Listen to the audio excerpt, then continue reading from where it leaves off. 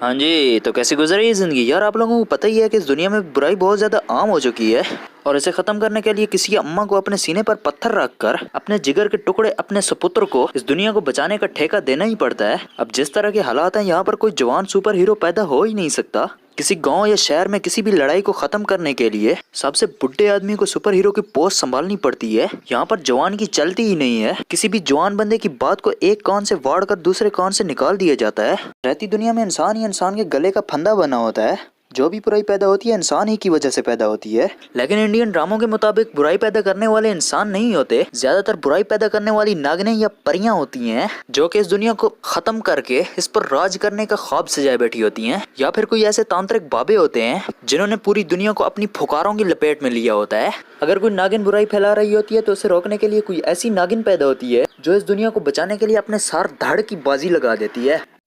अगर सीधे अल्फाज में कहा जाए तो बुराई को रोकने के लिए इंडिया में सुपर हीरो कुकड़ी के अंडों से निकलने वाले चूचों की तरह कहीं पर भी पैदा हो जाता है और अपना काम धाम हगना मूतना सब कुछ छोड़ के दुनिया को बचाने में लगा होता है। नहीं, मुझे आज तक इस बात की समझ नहीं आई कि जब हमारे और इंडिया वालों के फौजी बॉर्डर पर लड़ रहे होते हैं और जब पाकिस्तानी पठान निस्वार की पिचकारी मार के अभिनंदन के जहाज को गिरा देते हैं और जब पाकिस्तानी अवाम अभिनंदन की टांगों से पकड़कर उसे ध्रू रही होती है और जब अभिनंदन जेल में बैठा चुस्कियां ले ले के चाय पी रहा होता है, तब ये सुपर हीरोज किधर मर मुर गए थे। हाय, मेरे दिमाग में एक धांसू किस्म का आइडिया आया है। जितनी आपने नग्न जिन और सुपर हीरोज वगैरह पाल रखे हैं सारों को एक ही साये तले जमा करके जलगार हो करके लाहौरियों पर छोड़ दें। ज्यादा नहीं तो कम से कम उनको अपने वश में करके उनके हाथ की चाय तो पी सकते हो, है ना। ये कोई लड़ने का रहा है। खैर जो भी हो, आज हम इन्हीं सुपर हीरोज में से एक की टांगे उठाने वाले हैं और वो है हमारा प्यारा दुलारा चिकना छोरा बालवीर। हाय, कुछ ज्यादा ही हो गया। अब ये शो तकरीबन 2012 से स्टार्ट हुआ और बुराई की सही मट्टी पलीत करने के बाद 2016 में बंद हो गया और 2019 में ये शो फिर से स्टार्ट हुआ। अब इस शो का मेन बंदा ये बालवीर है जो कि अपना काम धंधा छोड़ के सिर्फ बुराई को सबक सिखाने में लगा होता है और इसके अब्बे की जायदाद का हकदार निक्का बालवीर भी पैदा हो जाता है और इसकी शक्तियों को दोनों में बराबर तकसीम कर दिया जाता है। सुना नहीं क्या?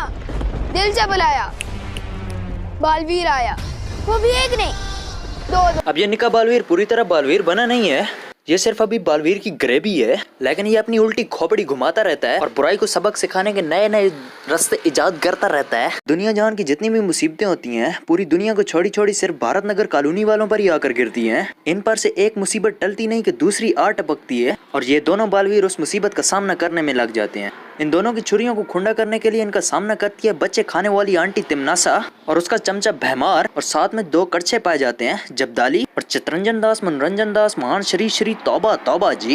ये लोग अच्छाई पर बुराई की जीत की नाकाम कोशिश करते रहते हैं और हर बार धूल चाट के वापस खाना पड़ता है। ये टिम्मी आंटी पूरी दुनिया को छोड़ी छोड़ी सिर्फ भारत नगर पर ही हमला करती है और ये कोई इतनी बेशरम है कि ये सब पता होने के बावजूद कि दोनों बालवीर भारत नगर में ही डेरा जमा कर बैठे हैं फिर भी इसे मक्खियों के छत्ते में वाटा मारने का शौक चढ़ा होता है और हर बार मुंह की खा के वापस आनी पड़ता है। अब अगर देखा जाए तो पूरी दुनिया कोरोना वायरस की लपेट में आ चुकी है। कोई कहता है कि इसकी मेन वजह चीन है क्योंकि वो पुट्ठी सीधी चीजें खाते रहते हैं और कोई कहता है कि इसके पीछे अमेरिका का हाथ है क्योंकि वो चीन को कमजोर करना चाहता है। लेकिन मेरी उल्टी खोपड़ी के मुताबिक इसके पीछे ये टिम्मी आंटी का हाथ है क्योंकि इसने ये वायरस पैदा करके निक्के बालवीर के अब्बे को चमड़ाया था और ये निक्के बालवीर का अब्बा जिसको भी जाके मिलता था उसे ये वायरस चंबड़ जाता था। अब ये वायरस चीन तक कैसे पहुंचा? मेरे मुताबिक ये बालवीर भी तो भारत नगर का रहने वाला है और ये दुनिया को बचाने के लिए बिन मौसम बारिश की तरह कहीं भी टपक जाता है।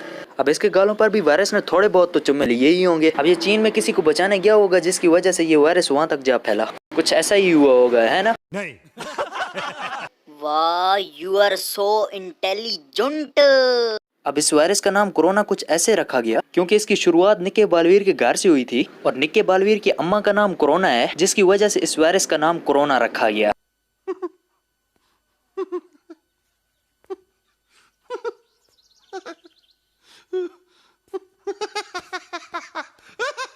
ये टिम्मी आंटी साइंटिस्ट लोगों से इस वायरस के तोड़ की वैक्सीन भी छीन कर ले गई थी।